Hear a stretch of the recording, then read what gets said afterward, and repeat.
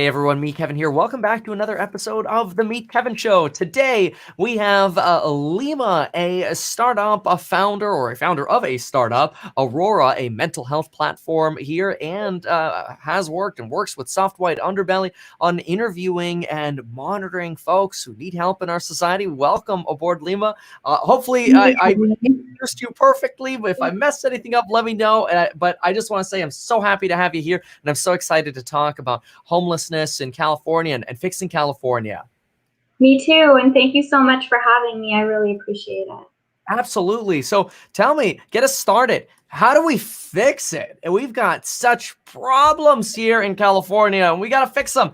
How do you fit in, and what's your perspective? Yeah, so I watched a previous interview that you did with Invisible People, and I hate to say that I agree. I disagree that I don't believe it is a housing problem. I think that your proposal for affordable housing, taking that real estate out of prime locations and pushing it out 45 minutes out of LA or the downtown district, is a really strong solution to affordable housing. The mental health issue and the homelessness issue is not an affordable housing problem.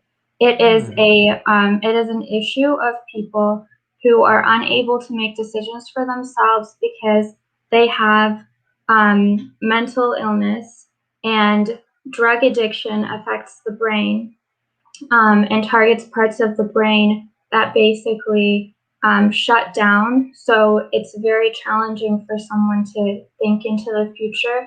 One of the very last interviews I did on Mark's channel, Softwhite Underbelly, was really talking about the brain of someone who is addicted to drugs or alcohol. And basically, if you look up a SPECT image of somebody's brain, what you're going to see is that there's going to be a bunch of little holes in those images. And what those images show is that's not actual holes in your brain. It basically shows where blood flow does not go, and where brain activity is. And so the first parts of the brain to turn off when someone's abusing drugs or alcohol is the prefrontal cortex. And that part is responsible for logic. It's responsible for planning for the future. It's responsible for empathy. It's responsible for impulse control. So, and then the other two parts that turn off are the pleasure centers in the side of the brain, so left and right hemisphere. You don't get any brain activity, any blood flow to those parts of the brain. So what ends up happening is those are the parts responsible for motivation, and the only motivation comes from is when those parts are turned on, which is drugs or alcohol, whatever is going to release that dopamine, because the brain can no longer release it on its own. And so you end up with people that can't understand the significance of their consequences. And then they continue to harm and kill themselves. And so I know this to be true. I know this for a fact because when I first entered LA, and I witnessed Skid Row, this was in 2014, and I was absolutely devastated, heartbroken that this could exist in America. And I thought to myself, how could this possibly exist? These people probably just don't know where to find help.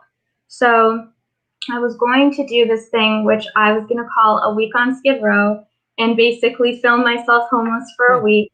And I spoke to a police officer who works on Skid Row about it, and he said, absolutely do not do that, because the rate of rape that happens for women in the first 24 hours while homeless is 100%, but it's actually higher because it happens multiple times by multiple people in the first 24 hours. And so he told me, don't film what it's like to be homeless because you will regret it, but instead go volunteer. So I started volunteering at the LA Mission, and I became very passionate about it. And one of the biggest things that I noticed is on Skid Row, it's a square block. And so in each of these blocks, in each of the corners, you have these massive buildings, which are homeless shelters. So as soon as you enter, help is right there. It's not that people don't know where to find help. It's the fact that people will not go inside to get help. And again, if you scan their brains, you're going to understand that they can't make those decisions to seek help because they're so inundated with drug seeking and their addiction, because that's just the only thing that they know of how to survive. And so imagine being a woman, homeless, raped multiple times on a daily basis, being abused. You don't want to go in and get help and talk to a counselor and tell them that your problems. You just want to feel better right now. And then you keep digging a bigger and bigger hole for yourself, because a lot of these people really gave up on themselves. And the people that did end up there, like if I were to end up there, and I've had struggles where I have had nowhere to go, you go to a homeless shelter and you can sign up for a program, or you can sign up and stay for one night and not even commit to being clean. But there is a way out. These people just don't want. It's not that they don't want to make the decision, they don't know how to make the decision. So when I would be volunteering at the Los Angeles mission, we would serve seconds and we would serve thirds of the food, because we had so much food and so little people coming in, and people are just outside starving. And it was really tragic. And I can speak firsthand from experiences that a little bit of my background. So growing up, my father was very abusive to my sisters and I and my mother. And so I remember all of it. And I was a very angry child. I had a lot of problems. I did the standard hanging out with the wrong people, getting in trouble, ... And then I turned my life around and I decided that I wanted to help future Limas not make the same mistakes I did. And that's kind of what got me involved in mental health. On the other hand, my sisters, who were identical twins, had a very successful YouTube channel, Dahlia and Dia. They were doing really well. They were very popular. They were actresses, moved to LA, and they had no recollection of the trauma. So they've never gotten in trouble. They were straight A students, were on all the sports teams. And suddenly in their mid-20s, they started to hear voices and they didn't know what was going on, and they went to seek a medical professional, mental health professional, instead of sharing it with myself and my mom, because that's basically what people are told to do. The stigma is don't let people judge you, but go get help. So they went and they got help, and the therapist, basically psychiatrist, asked them, how are you feeling? They didn't know how to describe it, so they did it best they could. They're identical twins, so they thought, oh, you guys have the exact same problem. They diagnosed them as schizophrenic, gave them over 15 different medications, no questions asked, and that was the diagnosis, that was that, and they developed an addiction to their prescriptions over a 3.5-year period. We found out that, 4 years in, that they were misdiagnosed. They actually are not schizophrenic. They were given the wrong medication. Antipsychotics will make it look like you're schizophrenic if you don't have it. And so now we're battling an addiction, and we're unable to diagnose, we're unable to treat the actual issue, which is called dissociative identity disorder. And it forms from your brain being fragmented as a child from violent ongoing abuse. And so it's been a huge issue. So my passion is what, and my desire to save my sisters is what ultimately got me into this industry. And I think that one of the most dangerous things in our society is that people want to say, politicians want this, or insurance companies want that, or the top 1% or the wealthy versus the haves and the have-nots. I think that that's one of the worst traits of our nation right now, and something that we all need to overcome is understand that we're all united, we're all people, we're all in this together, that a society functions on money. You need money to have a thriving society. You need money to be able to have food and an economy, and that we all need to work together to build up our nation together, and that the people that are in power and our political leaders are there to protect us and to lead us, and we need a revamp of that.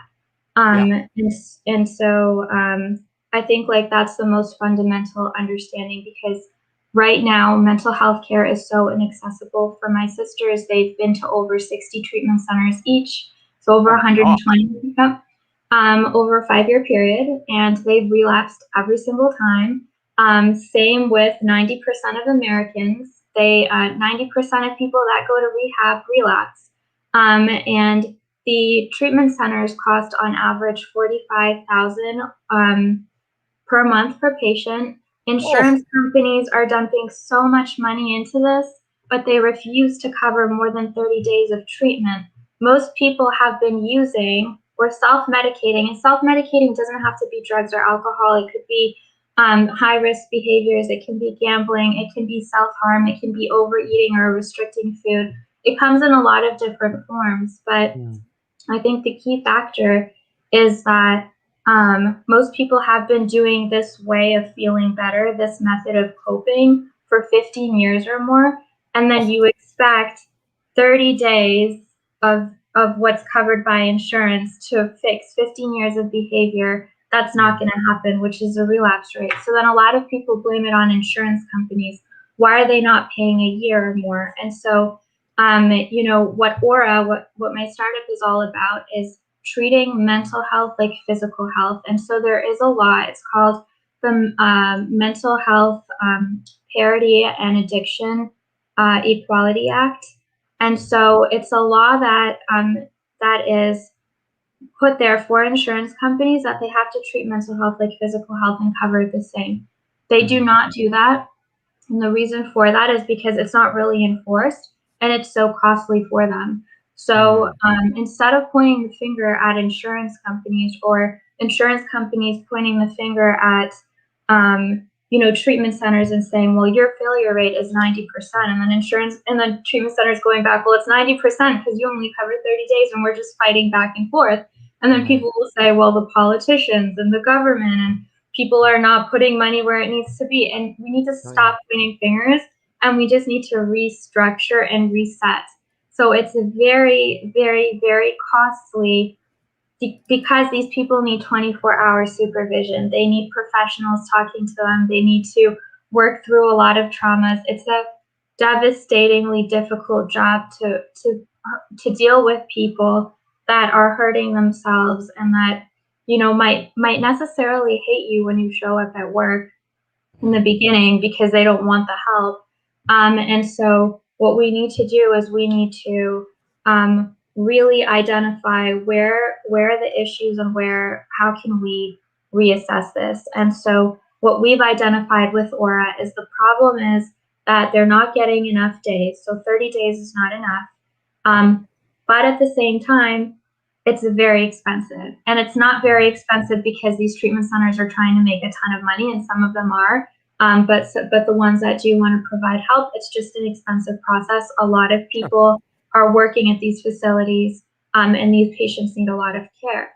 So what we need is we need to start monitoring and tracking patient progress and holding a bar to the mental health industry so that we can show that patients are not relapsing. So if insurance companies spend a little bit more money now for longer term treatment, they save billions in relapses down the line. And it's about incentivizing them because they are companies at the end of the day. We need to incentivize them.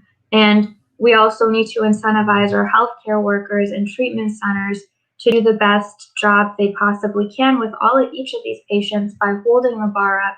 And so that's what Aura does is how do you know someone's getting better if you don't have metrics to measure? And imagine if you went to a doctor and, you said, I think my leg is broken and I told you I'm not a doctor. But if I were and I told you, on a scale of 1 to 10, Kevin, how do you feel? And you tell me, well, I guess a 7. And I tell you, oh, I don't think it's broken. I think it's probably just fractured. Here's this medication. And if it gets worse in 2 weeks, come back and we'll put a cast on it. And that's exactly how we treat your brain. So the fundamental aspect of all of this is treating mental illness like physical illness, tracking patient progress, and holding treatment centers to a bar and showing insurance companies that these patients can heal. I have a segue to go into from there regarding soft white underbelly, but I want to know if you have any questions. Oh, do I have questions? Yes. Yes. So I want to start with a little bit of a leap for starting because there's so many questions. Psychedelics, good or bad?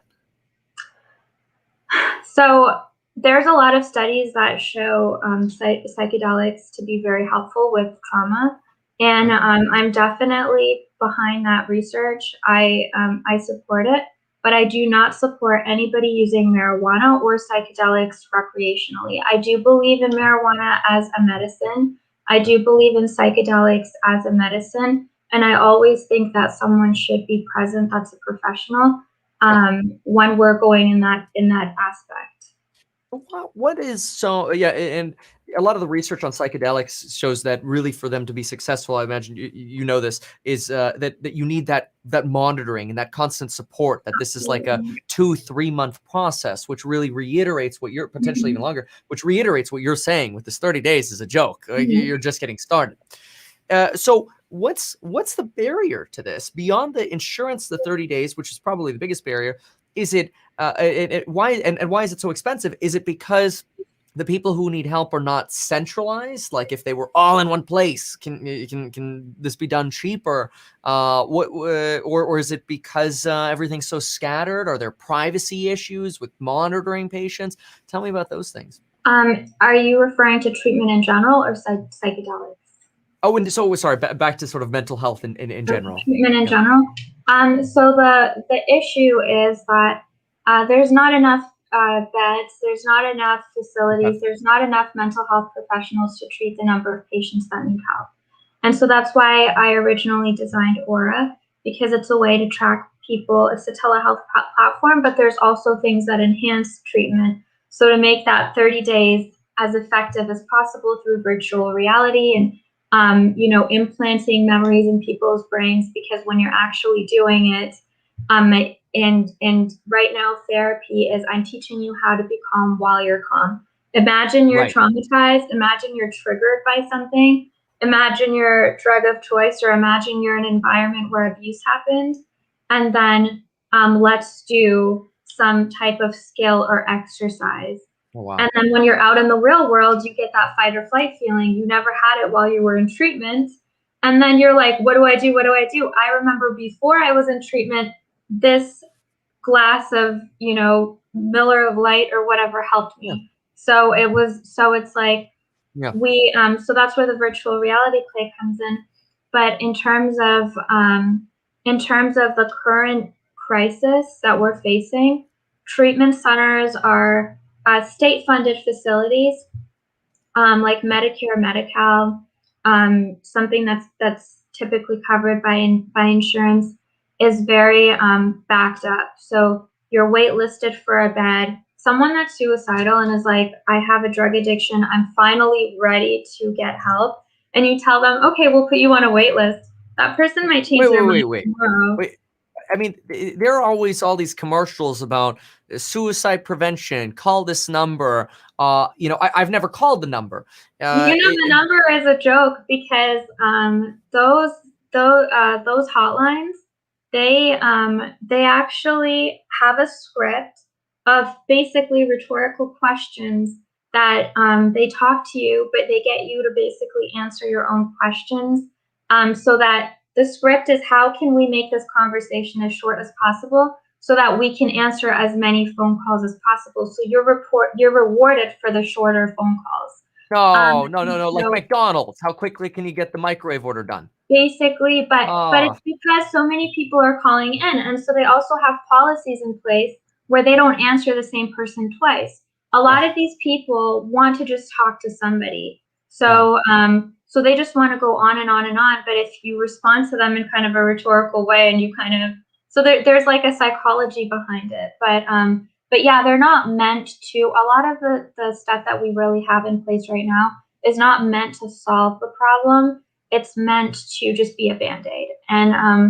And so we've got the state-funded facilities, those ones you can go to and it's covered, and all of a sudden they're waitlisted. They're waitlisted. How long? And then you've got the private, they go anywhere from like a week to 4 months. Yeah, so is that nationally or California? It's nationally, but it's also internationally. Like we're looking into Australia right now. We're forming some partnerships for Aura, and a lot of they're waitlisted, so they have healthcare similar to Canada. So it's free healthcare. And then they also have private pay facilities like we have in the U.S. and so does Canada. But basically, the healthcare facilities that are covered are waitlisted for months. So people will go to Thailand. It's called medical tourism. They'll go to Thailand to cash pay for treatment there because it's cheaper and they can actually get in right away. So it's a huge problem internationally.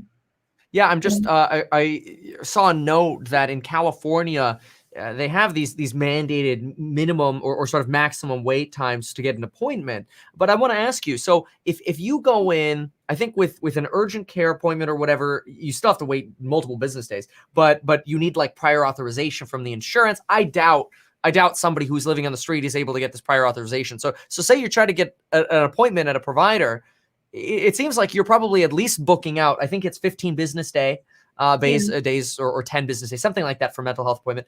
But what happens at that appointment? So is it okay? I mean, 10 business days is like 2 weeks. So is that just like, okay, you came here and then you get referred to another program, which is yet on another wait list? Is it all So back? a lot of times there are like assessments. So Okay. if you call a place, they have to do an assessment. So for example, if you have a patient and that patient decided that they want to get treatment and that they have an addiction, and the family or the person calls the treatment center, usually it's the family that will do it or a friend or someone, because it's very rare that they reach out for themselves and do the research. Again, there's so much going on that a lot of times people have trouble even sitting still. It doesn't even have to be an addiction, an eating disorder. Again, all of those parts of your brain are shut off because you're working on the survival factor, which is the center of the brain, which is what's going to make me feel better right now. So even just sitting down and doing research is extremely triggering for people. So what ends up happening is they will call in for an assessment, and this assessment is to determine how is your condition and can this facility treat you. So if I call in and I tell them I have an addiction and I have self-harm tendencies, when was the last time I harmed myself? Because if it was pretty recent, I would be too severe of a case and they wouldn't accept me. Or if I have an eating disorder and they don't treat eating disorders, then they would deny me treatment. So that's what the purpose of the assessment is for. And basically, it's about doing your research and finding which facility is the right fit for you and for what Like your a homeless person can't do this research. Like you have mentioned yourself. I mean, maybe I do believe, even if like 60% of homelessness is due to economical reasons, I'm sure a lot of them do fall into the despair that you're talking about here. But at the very least, you certainly have 20-40% of individuals who do have these mental health issues. So for those issues specifically, honing in on them, how is society supposed to expect that somebody in despair, without love, without care, with mental health issues, either using drugs or alcohol or not, how is somebody like that supposed to be expected to get them through this essentially this triage system you're talking about? Yeah, that's why they're dying on the street. That's why we have such a crisis. There's no filter for them. There's a bunch of housing solutions that are going up in the tiny houses that they just put up in Hollywood, and all of these little incentives for where you can live. And I've worked with numerous families. I've done care, so like treatment management, treatment placement, treatment center referrals, because I work with so many treatment centers that I know what the best fit is based on looking at someone's medical records and all of that. Okay. And so I can tell you that, you know,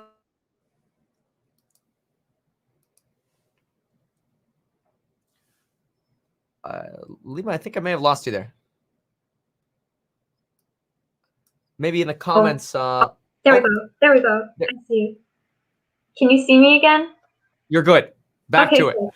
Okay. So I've worked with a lot of like very high profile people that obviously I can't say who they are because No, of no, of course. the law. And they are or were very affluent, and their addictions kind of led them down a path. And then the rehab factor is so expensive that they just end up out of money. And so it's a huge problem. And a lot of people, like for example, with my own family situation, the only mental health will make you homeless. So unless you have a family that's gonna claw at everything to try and make sure that it doesn't happen to you. And my sisters could have ended up homeless numerous times.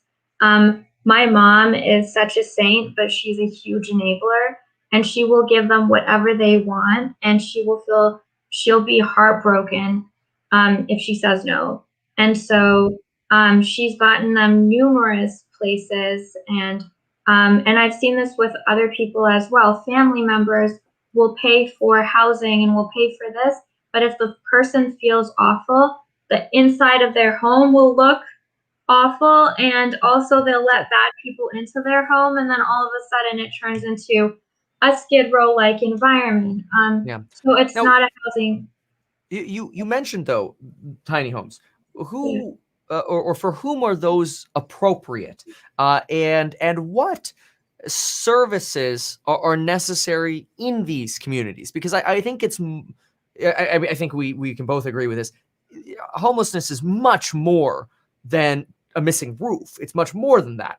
It's everything, right? It's schooling, it's the infrastructure, it's insurance, it's medical, it's mental health. I mean, it's endless issues here. But what else beyond just getting a roof over somebody's head can be done? Can we centralize this mental health? Like, for example, and then I'll let you answer here. One of the things you mentioned, I wrote this down. Here it is. One of the things you mentioned was that we have these long queues. There aren't enough beds. There's not enough room, and there are not enough mental health providers.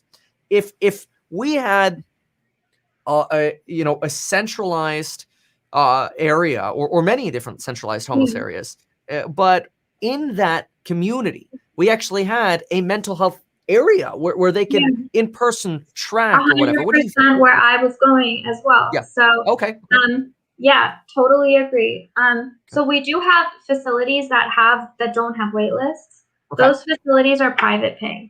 So they're not course covered they are. by insurance. They go anywhere from $35,000 a month upwards to $135,000 per month. Oh, And so these facilities have beds. They're usually at between 40% capacity upwards to like 70% capacity on average. So they have a pretty good like 60 to 30% open beds. The issues are that they're unaffordable for a lot of people.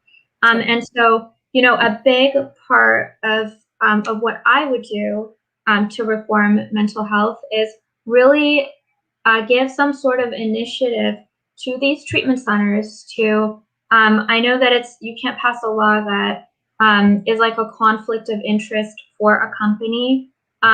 So when I'm talking about what I do, I'm not saying that everybody should use my technology, but I'm saying that you should find technology like Aura that monitors and tracks the patient's progress. And if you're not meeting a certain bar, then all of a sudden you don't get covered by insurance. So these insurance companies know that if you're meeting this bar, the rate of relapse drastically drops if they're getting this type of care and if they continue to get this type of care. And so one of the patients that I was working with on Soft White Underbelly was Amanda. And unfortunately, she has just passed away last Sunday. sorry. And it's been a really difficult week for a lot of different reasons. And, the biggest factor was when we first started helping her. Are you familiar with Amanda's story? I'm not. Okay.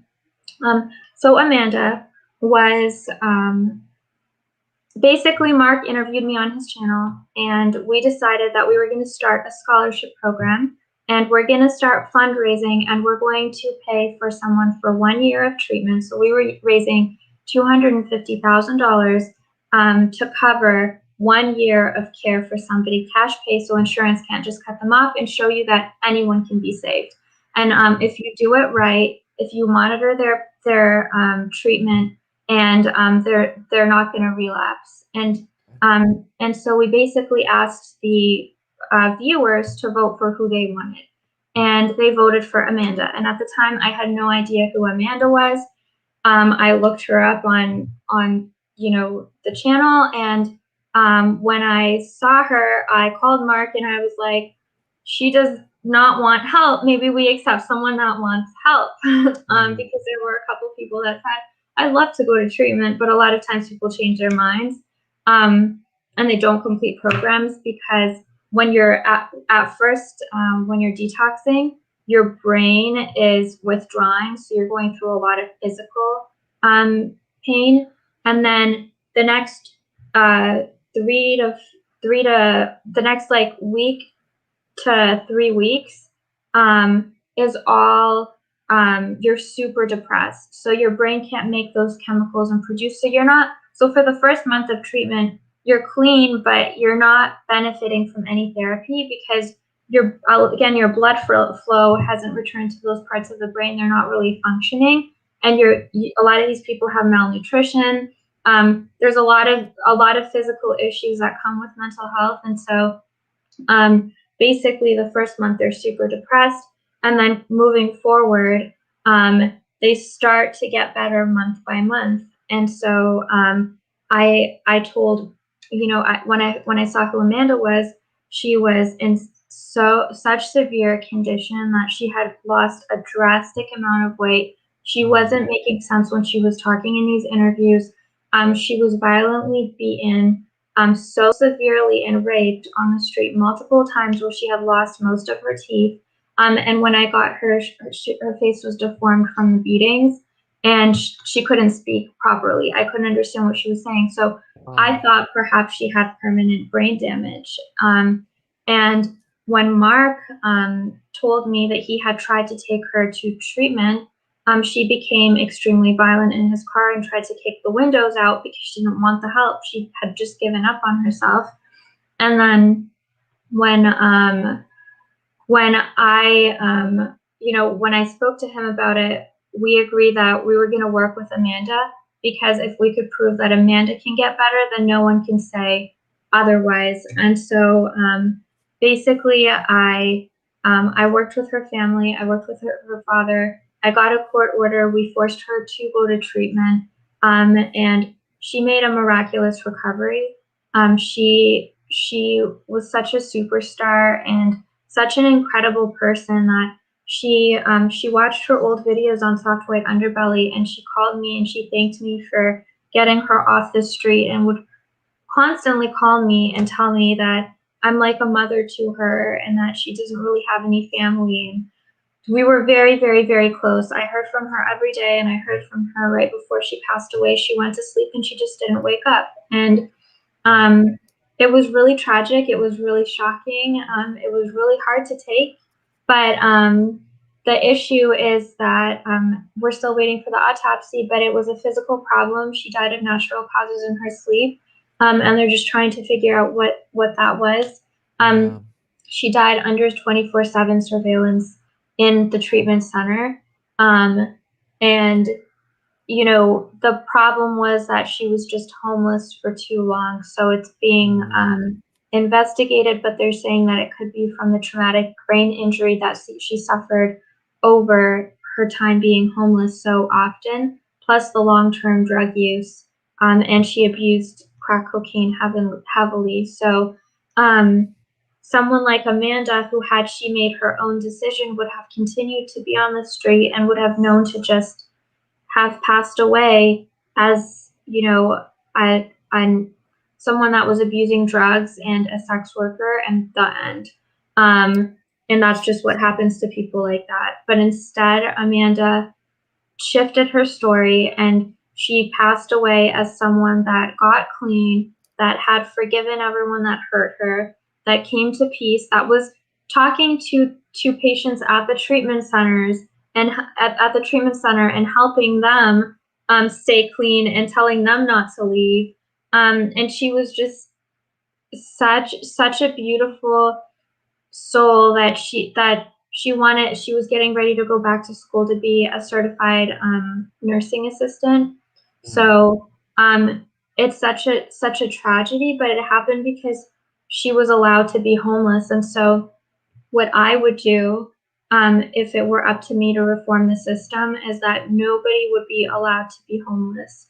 It's Okay. not a choice. If I am going to attempt to kill you, I'm going to get arrested for attempted murder because I am hurting someone else. However, if I am hurting myself, I'm going to get 5150 in California, and there's other names for it in other states, but basically forced into a psychiatric hospital for 72 hours and then released, and that's it. So that's not a solution. Somebody that is on the streets abusing drugs, somebody that's putting themselves in a situation where they're constantly being sexually assaulted, where they're constantly being violently beaten, where so many of these people in these tents overdose and die, and there's dead bodies in the tents, and nobody talks about that. Nobody wants to Oh, talk about how many people are just overdosing on the streets of LA under a tent. And you know, it's their freedom to make the decision too. But if you scanned everybody's brain, you would see that they were incapable of making their own decisions. And the one thing that I will never forget that stuck with me with Amanda is how many times she called me and said thank you, and how shocked she was when she watched those videos, like she was asleep the whole time, and that she was so grateful that she was saved. And I truly believe that there should be three things that should be done. It should either be, if you're homeless, you need to seek a homeless shelter. So you have a place to stay. If you don't want to commit to a program, don't commit to a program, but you can go and sleep in a homeless shelter every night. No one should be sleeping out in the streets. It's not safe. It's not hygienic. It's not okay. Nobody should be treated like that. Number two, if you don't want to go to a homeless shelter, then you should be sent to a psychiatric hospital. And so people think of all these horror movies when they think of a psychiatric hospital, but sure. Asylum. I'm speaking as a sister. I'm speaking as a family member of, you know, people that I love to death, that I don't want to end up on the street, that I don't want to end up in Amanda's situation, that I don't want to end up in a place where they're harming themselves. That if you're not willing to admit yourself into a homeless shelter, if you're not willing to willingly admit yourself into a rehabilitation facility, and again, assuming that we can open up more rehabilitation facilities by incentivizing these private paid facilities to work with insurance companies and making it beneficial for both. And there's a lot of different ways to do that. But and then if you're not willing to take one of those two choices, then a psychiatric hospital, because psychiatric hospitals will just sedate you because they have so many people that are on edge.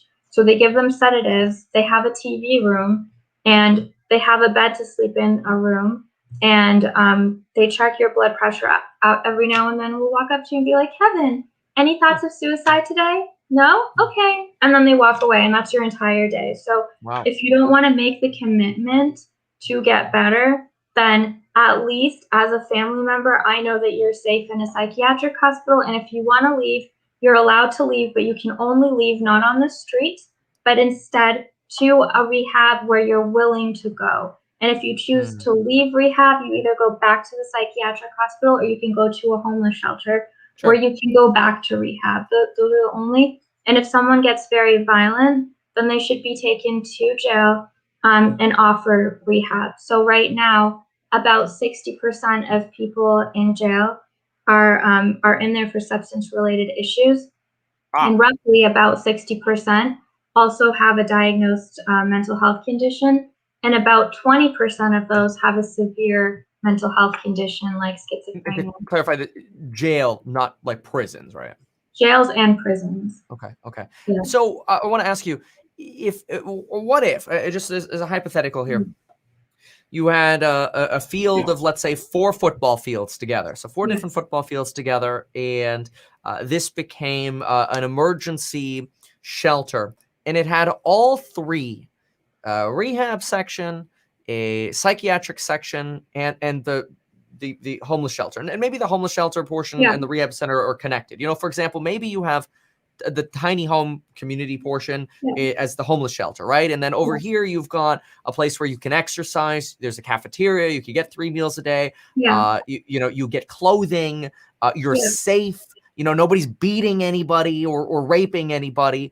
And then you have those on-site mental health services. Is this something that would start solving problems if you had that? Absolutely. Mhm. So what we have with this scholarship program that we started, which is still very small, is basically a 1-year plan. So it's a 1-year commitment and it's mandatory. Like if you start it, it has to be a 1-year commitment. And what that is um, you start out in detox. So you would have to have a building for detox, and that building is going to be full of medical professionals that are going to deal with convulsions or anything that's going to happen, or weaning Oof, someone yeah, slowly off of whatever, because you can't just cut someone off cold turkey. It can of be course not. very, very dangerous. So that would be a more hospital-like environment, and they would stay there depending on their condition for anywhere from 5 to 10 days. So that would be the detox center. Moving from the detox center, they would go to residential. And so what we did with Amanda is we monitored her progress. And so we have an application, and what our application does is it'll ask you questions daily. So it'll ask you, are you the same things that they'll ask you right now at treatment centers, like, are you having any thoughts of suicide or self-harm, or we've got different questions from evidence-based scales. And so right now that's all they use to diagnose you or to track your severity. But what we do is we also do voice analysis, so we can detect Wow. depression in the voice, we can detect anxiety in the voice, we can detect post-traumatic stress disorder. If you tell me that you're fine, we could say your voice is very flatline, and it's showing that he's disconnected from his emotions, Oh my exhibiting gosh. symptoms of PTSD. So Sure. the voice is actually very rich in data. So we validate what you answered. I'm fine. I'm like, doesn't seem like you're fine. And then we also do biofeedback. So we track your distress levels, blood pressure, all of that in the application. And we can track it through the camera in your phone. And so you really don't need anything but a cell phone to use our application. And that's a way for us to analyze which patients are at highest risk for relapse or self-harm or public harm, and which Mm. patients are okay, are doing well, and are able to step down.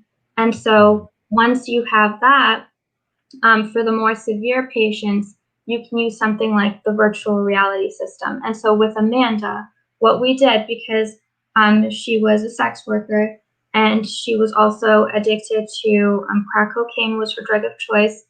So we did a lot of different therapies with her in virtual reality, just to get her used to it. So putting her in relaxing environments, doing mindfulness-based cognitive therapy, doing things that are more calming.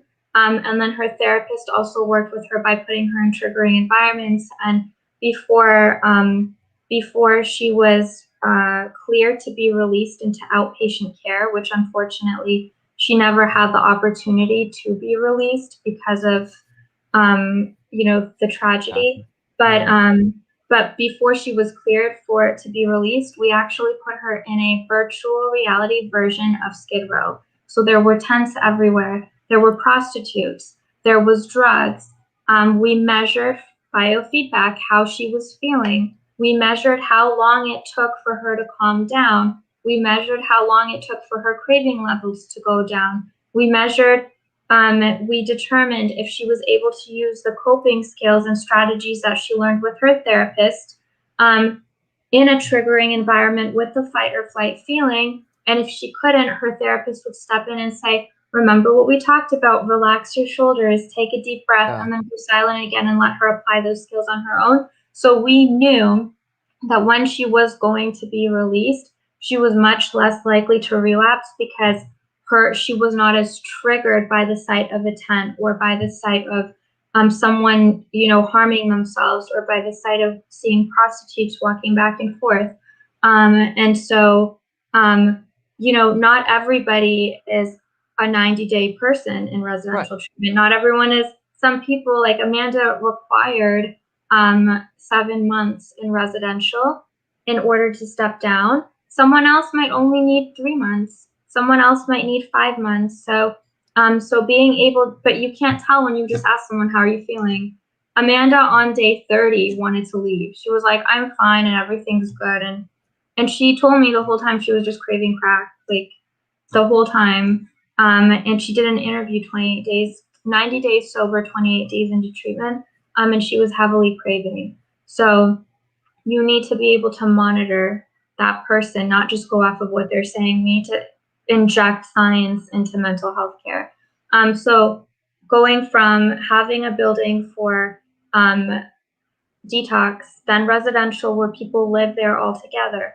Then you have outpatient where people might have these tiny homes of their own, or instead what I would do is kind of have like these bigger homes where it's communal living room, communal space, but then like sober living. So you put someone in charge and you constantly drug test these the people that are living there.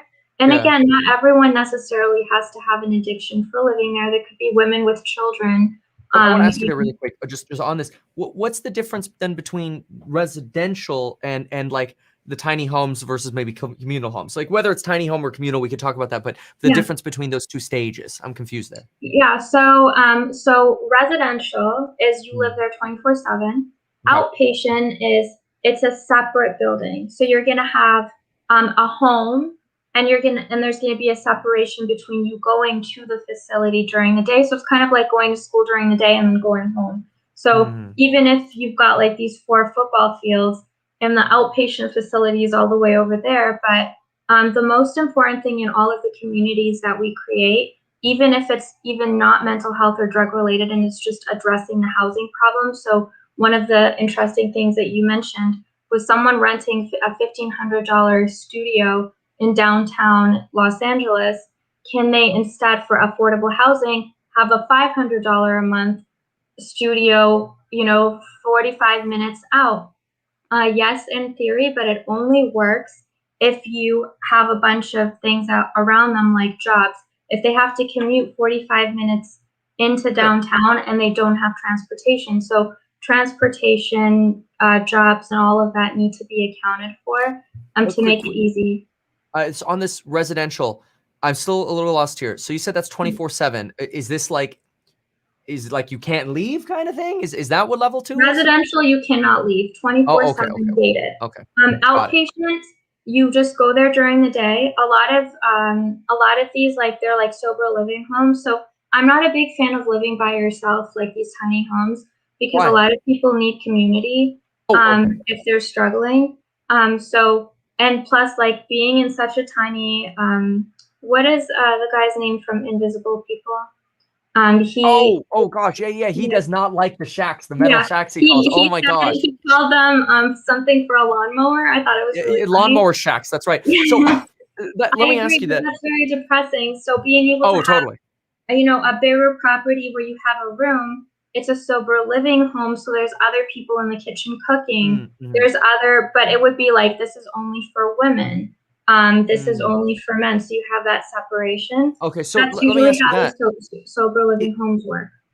That makes sense. Now, I have seen, because I think those are also sometimes called group homes, and like private investors put in like the towel dispensers and the fire extinguishers and that. I've seen that before. Now, the group homes, from my experience in real estate, are very distributed. They're whatever investor's willing to make a group home, that's where it is. Yeah. So going to this 4 football field analogy, if we have outpatient, could it possibly be that everybody has their own, tiny home, and this is where they have a desk, they have their own privacy, they have their own bed. I don't know if they have their own toilet or not, whatever, but they also then have community. So maybe here's the outside seating area. Here's Yeah. an inside communal area. Could that way you still have That could there. totally work. That could Okay, that totally would work. Okay. Yeah, Okay. that would definitely work, and maybe people would feel better about that. And even if you have some that are slightly bigger in case it is a family or it is a Okay. mother with a child, so Mm. to take into account people's individual circumstances. Yes. But at the end of the day, if you say if you put these people in this 4 football fields community and they live there long term, depression will ensue. I'm stuck here, and it's Oh, just yeah. You you have know to have the right to you, leave and to one, get but rehabilitated, right? not even the right to leave. It would more likely be like a 1 year program. Like, you have to Okay. complete this program. You ended up homeless. We're here to help you. You are going to get help. And so, so it shouldn't be okay. You can just come and go whenever you please. If you are not choosing one of these options, then you're putting yourself at risk. So to protect you, to work in your best interest for you, because you are putting yourself at risk by being homeless, you have to complete a 1 year program. And so basically the most important thing is treating people with dignity, because in Oh, Amanda's wow. case, she was treated so poorly that she had no self-worth when I first met her. And by the end of it, she not only loved herself, but she was so proud of herself and what she had accomplished.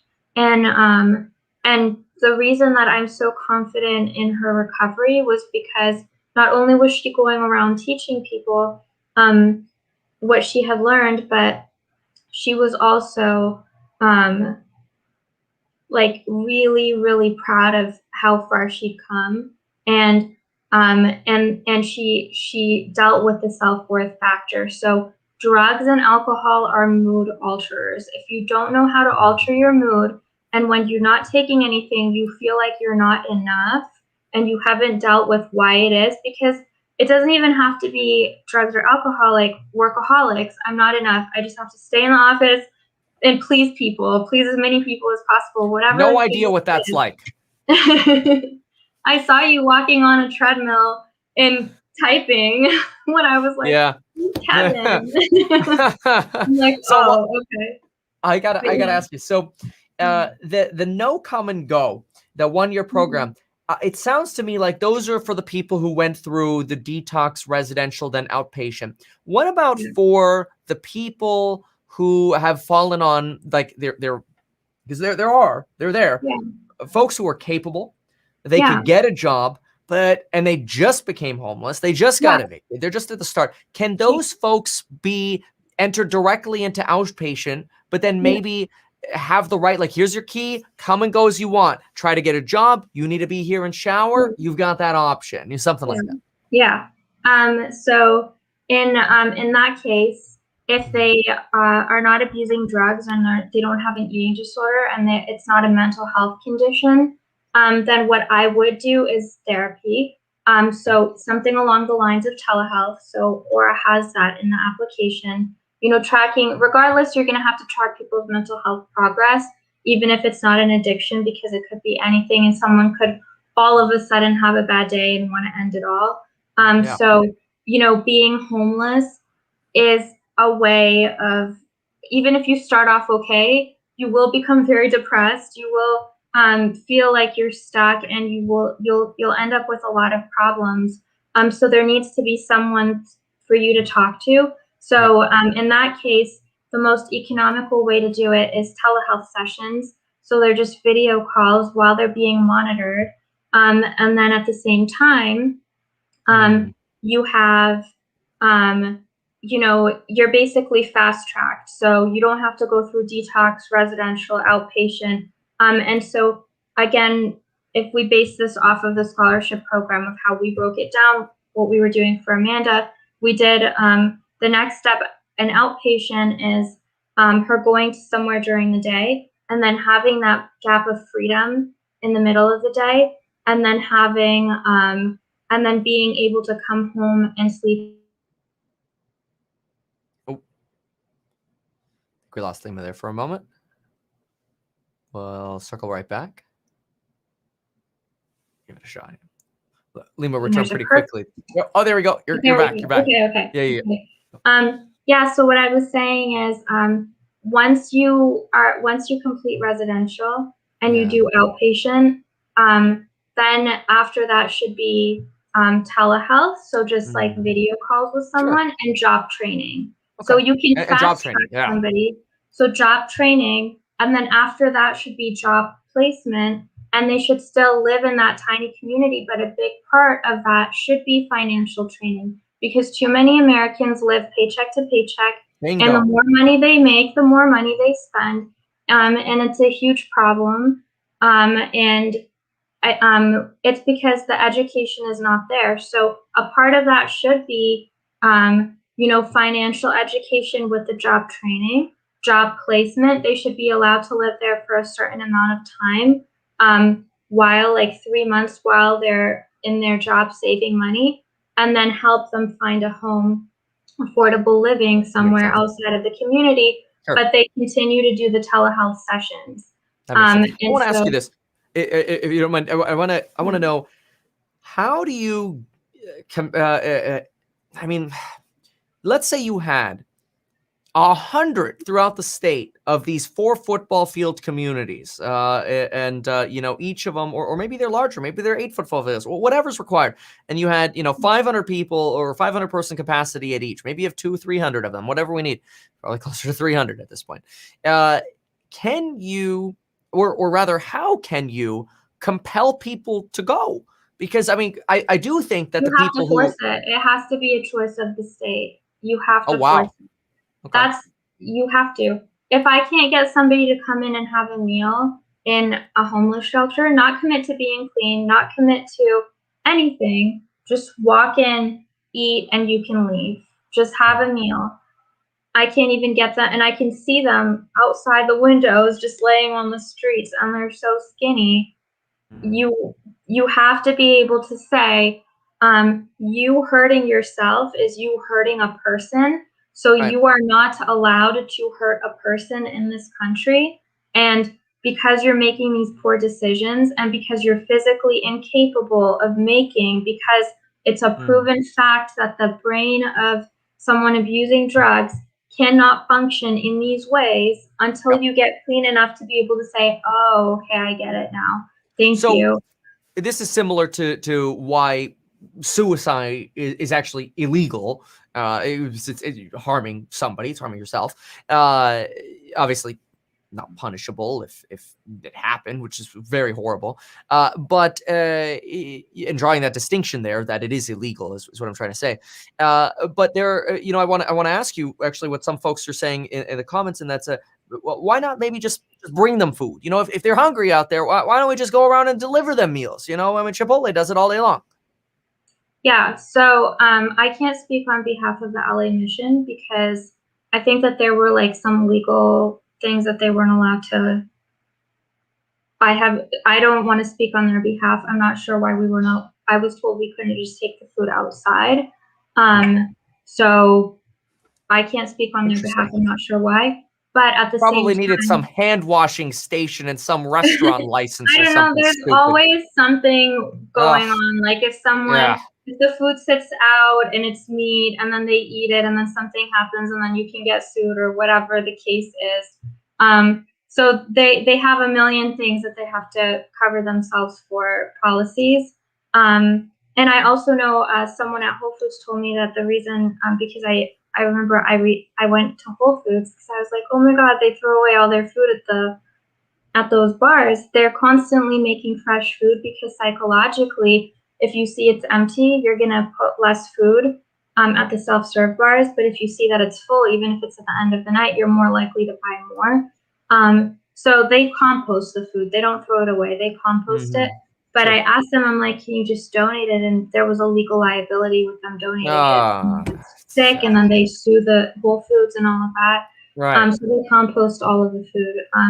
But yeah, there's a lot of different factors that their hands are tied in that. But at the end of the day, like the outreach programs, you'll go out and you'll tell people like, hey, you don't have to be clean, you don't have to commit to anything. You try to talk to them, you try to befriend them. Like my mom always said, the worst thing you could do to someone is ignore them. Even if you Yeah. don't have change, a smile is charity. And just Yeah. Wow. acknowledging them and saying, I'm sorry, I don't have any change. But like going out there and treating them like people and talking to Yep. them. Not But resentful. sometimes it's very hard Yeah. because a lot of times they don't want they can't talk, like they can't have a functioning conversation with you Sure. because their mindset is so off. So it's a Mm. really challenging, and again, like I am the sister and a family member of people who have mental health conditions and Yeah. addiction conditions, and um, from somebody that is so passionate, it's because I don't want my loved one to die. Like I Yeah. don't want my loved one to suffer on the street. No, And I the will, streets is horrible. so Yeah. so it's like I know too many families that are crying and calling me all the time. I get thousands of emails a day from people like, "Can you help my sister? Can you help my daughter? Can you help my son? Like, we can't find this person. This person's homeless. Like, this person's overdosing, and the state won't do anything about it, or whatever the Mm. case is." So it's like these people shouldn't be allowed to do that to themselves because they're not in a mental place where they can, and that's the core Yeah. of it. Um, Gosh. This was very interesting. I mean, even just this mention here about the Whole Foods basically composting food because there's too much liability. I mean, it seems like it almost seems too easy. National Guard, pick up food from Whole Foods. yeah. Liability gets washed from Whole Oh, Foods. you know, National Guard's now giving food. for your community, what I Mm. would suggest is you make a deal with Whole Foods and Yeah, you sign over the liability, exactly. and that's it. And then you can literally pick up all of the food and take it to the community. And so that's something that I've also looked into. I would absolutely love to work with you if you do that because I have Yeah. a ton of resources. Mm. And I have a huge proven track record. I've worked with numerous families. Oh, wow. Amanda was a public case, but I've worked with dozens of families, and I'm yet to have a patient relapse Yeah. because it's a very simple formula. And a lot of people will call it a miracle, and a lot of people will say, "Oh my God, these cases are so difficult," but Mm. it's a very simple formula. It's the same formula for everyone, but it's not a one size fits all treatment because we're monitoring and tracking their progress and we're seeing when is the right time. But it's always a 1 year plan. It's always a 1 year plan. It seems like what could be so wonderful for the nonprofit community, your organization or other organizations working on solving this, would be get everybody. Ideally, it's not going to happen. There's not enough room for this, but get as many people as possible in one place Yeah. where you have enough space where everybody gets their own room or tiny home or small home or whatever it is designated for their families. They have communal areas. They have a safe place for 3 meals a day. They have the triage if it's necessary Mhm. for psych to residential to outpatient. People who are capable can come and go as they'd like. At least they have a place to get clothing, food, and shelter, which seem like they're literally the Mhm. most basic human And needs the way ever. that you do that is by having different tiers. So you have certain tiers where they get to keep stepping down in order for them to go in and out of the community. So if you gate the community and someone is, let's say, they're at the very beginning of outpatient, so now they get to live in a tiny home and they Yeah, get to commute in this community to a day program. sure. Then but they shouldn't be allowed to leave the community immediately. They should still be monitored during until, let's say, 2 weeks in, and they've been doing well. So now they get to step down another tier where they're allowed to exit the community and then come back into the community. But it has to be a slow transition. You Mm. can't just hand freedom over like that and then boom. Um, So you'd so almost have to figure out it, who is capable of having that freedom without But hurting themselves. you figure it out. So for us, the Okay. way that we figure it out is we figure it out by tracking them through our app. So Mm. they answer questions on a regular basis. Lack of interaction raises your risk. So negative interaction raises your risk. If we detect something, even if you say you're fine and we detect that you're not fine, it Mm. raises your risk and it shows your clinical psychologist why exactly your risk is higher.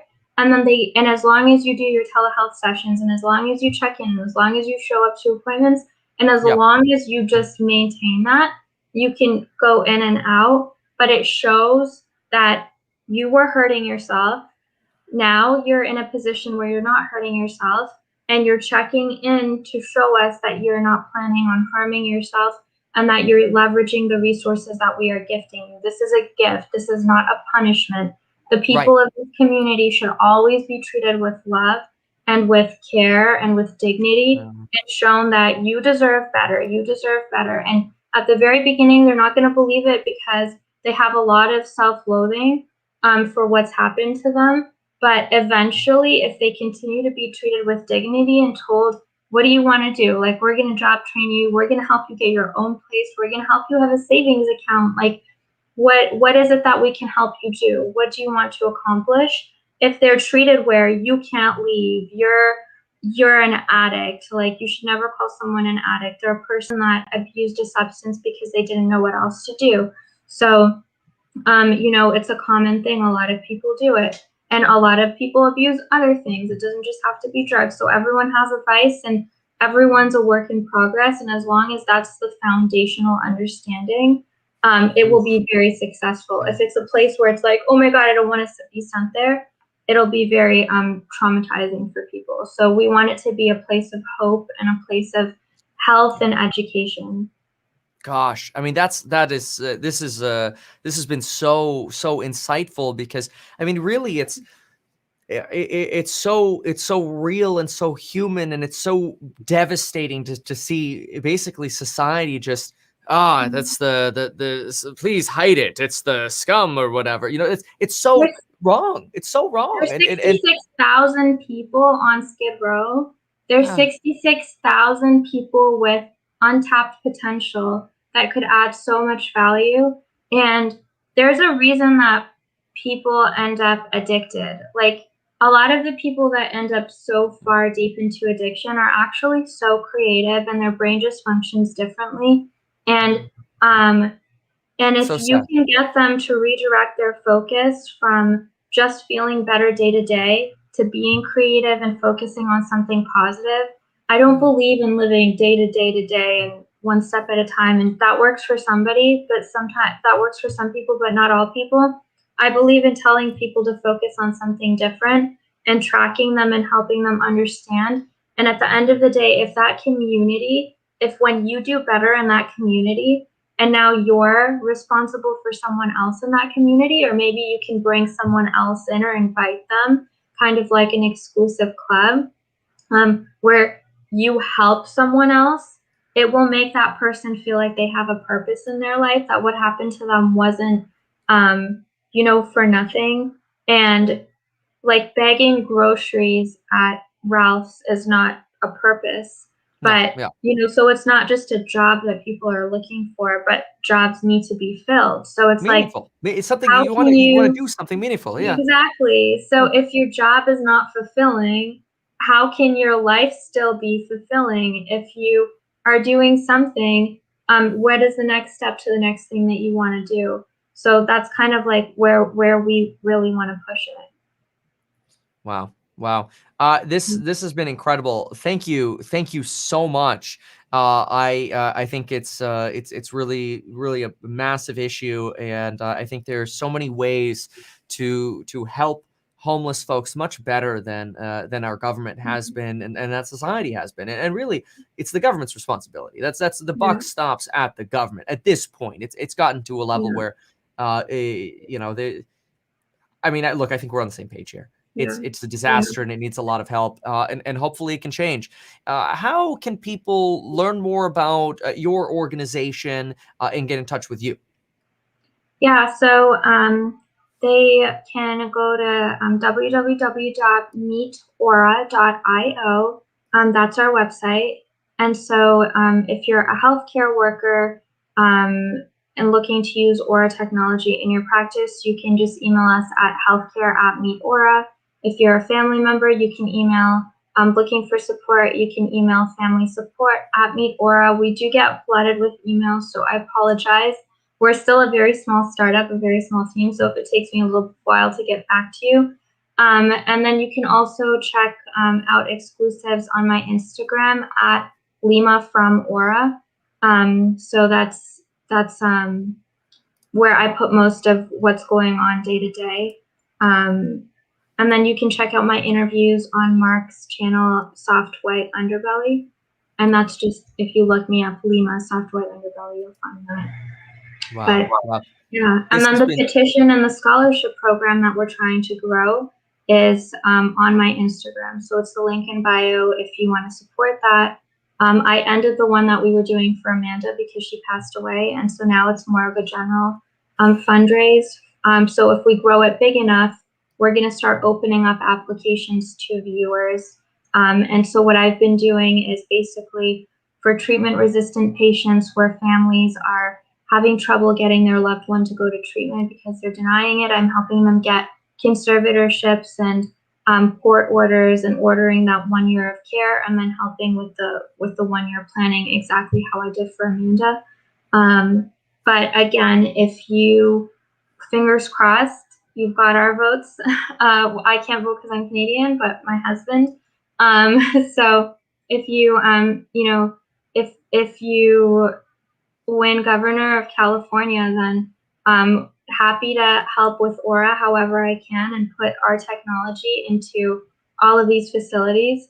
And whatever support you need in that sense, I'd love to help structure it because I think that it's so necessary. And mental health is an epidemic globally. And if California can lead in showing the world how it should be done, it would be a game changer for so many people. It's an invisible problem because you can't see it.